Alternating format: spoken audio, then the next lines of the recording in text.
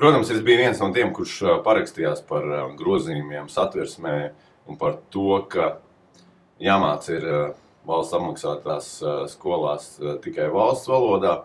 Un šodien es Twitterī lasu diskusijas atsākšanos par šo jautājumu. Man vispār nav nekādu šaubu, jo es bieži kontaktējos ar ne tikai ar latviešiem, bet arī ar krieviem, ar jauniešiem, kas šeit dzīvo, un es saprotu, ka vienā brīdī mēs esam kopā, kad piedzimstam, tur augam līdz bērndārzam, un tad skola ir tā, kas mūs sadala. Skola ir pirmā, kas mūs sadala. Tu aiziet uz krievu skolām, un mēs paliekam latviešu skolās, un tad jau pēc tam šī šķautne tā vairs nav izdzēšama, manuprāt, jo katrā skolā izglītība ir citādāk, un kurs ir cits. Es domāju, vienotībai tas ir ārkārtīgi nepieciešams, un nerunājot jau par finansiāliem un ētiskajiem aspektiem un principiem. Un otra lieta, ko es gribētu pateikt, ka Latvijai ir absolūti nepieciešama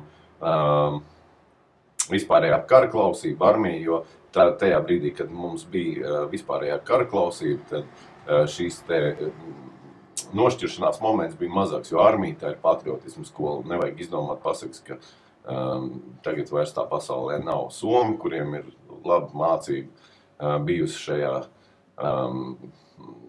šajā gadsimta attiecību posmā ar Krieviju, nelikvidēja savu vispārējo kara klausību. Tāpat tas ir Izrēlā, tāpat Šveicē katram vīrietim ir šī te ierocis, un katrs ir karavīrs, un arī mums tā jābūt, jo tas arī mūs ļoti, ļoti vienot. Un tas ir mans viedoklis šajā jautājumā.